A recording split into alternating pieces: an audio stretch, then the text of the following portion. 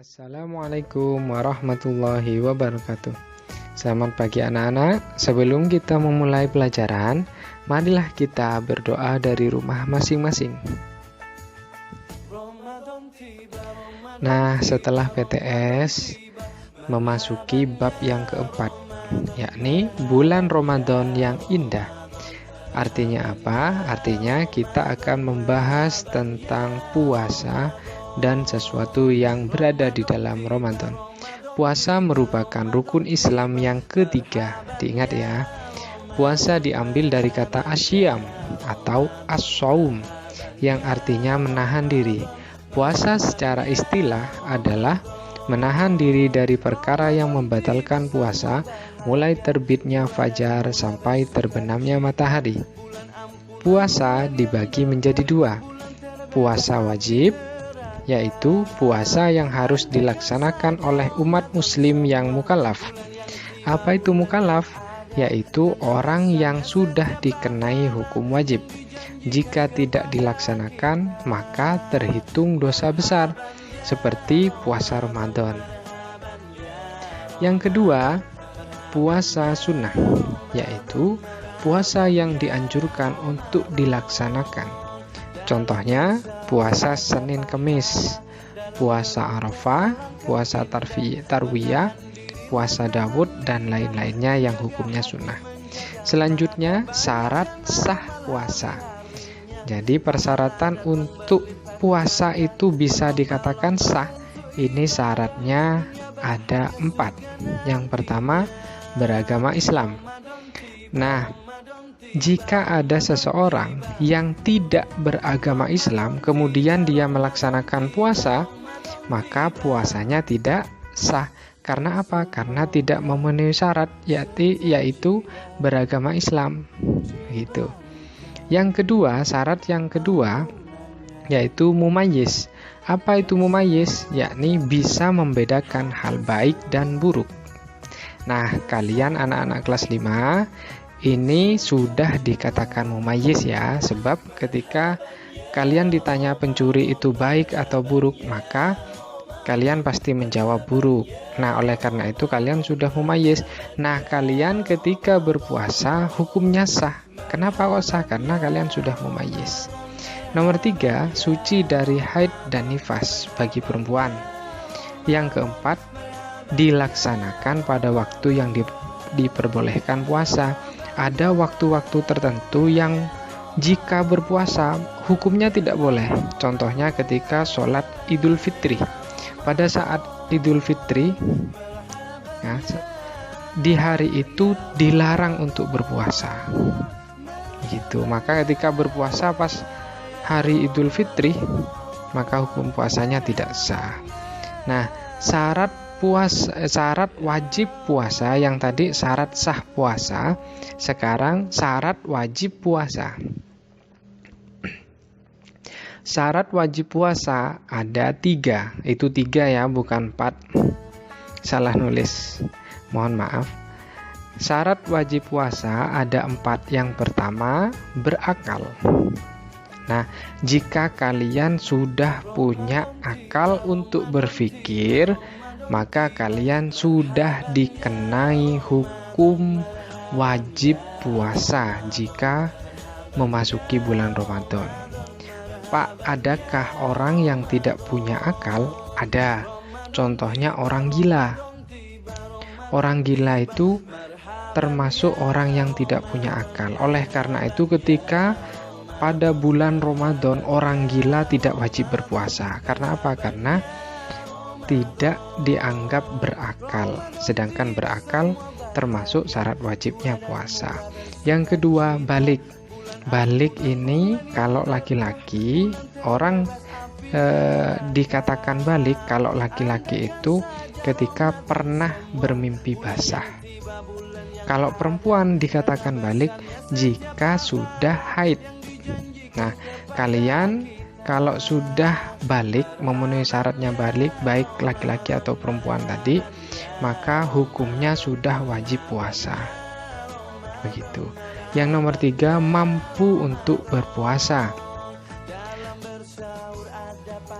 Apakah ada orang yang tidak mampu berpuasa? Ada. Contohnya orang sakit. Jika orang sakit berpuasa, sakitnya tambah parah, maka orang tersebut dikatakan tidak mampu berpuasa. Ada lagi orang yang sangat tua sekali, sudah umurnya 100 tahun, dia kalau berpuasa langsung sakit, maka orang tersebut dikatakan tidak mampu berpuasa. Bagaimana hukum puasanya? Tidak wajib. Tuh, kalau kalian yang masih segar bugar itu termasuk mampu berpuasa. Jika bulan Ramadan maka harus berpuasa. Rukun puasa. Rukun puasa ada 2. Yang pertama, niat di malam hari sebelum fajar. Kapan niat itu dilakukan? Pada waktu malam hari setelah sholat tarawih biasanya ya. Yang kedua, menahan diri dari perkara yang membatalkan puasa mulai terbitnya fajar sampai terbenamnya matahari. Oke, sunnah-sunnah puasa. Yang pertama, sunnah puasa itu mengakhirkan sahur. Jadi boleh Pak, setelah sholat isya, setelah sholat tarawih kita makan sahur, kemudian tidak bangun lagi, tidak makan lagi sampai keesokan harinya, boleh. Tapi tidak mendapatkan sunnah puasa. Karena apa? Sunnah puasa yang pertama harus mengakhirkan sahur agar mendapatkan sunnah ya. Yang kedua, menyegerakan puasa. Menyegerakan menyegerakan puasa. Artinya apa? Artinya kalian ketika sudah maghrib maka harus segera berbuka puasa. Begitu, ini menyegerakan berbuka ini ya. Mohon maaf, bukan menyegerakan puasa. Yang ketiga, membaca doa sebelum berbuka puasa. Yang keempat, berbuka puasa dengan kurma atau dengan sesuatu yang manis.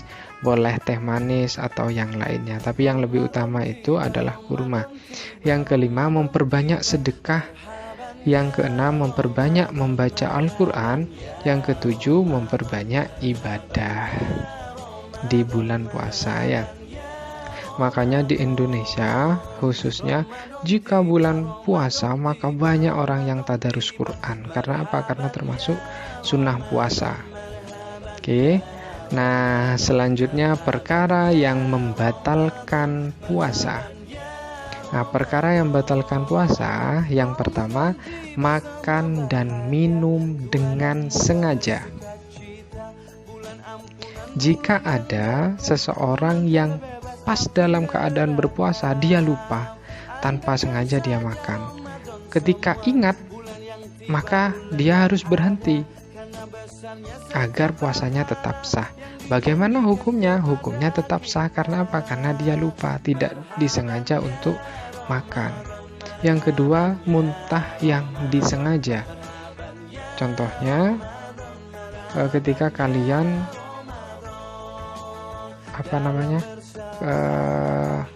memasukkan jari ke mulut kemudian kalian muntah, maka termasuk muntah yang disengaja.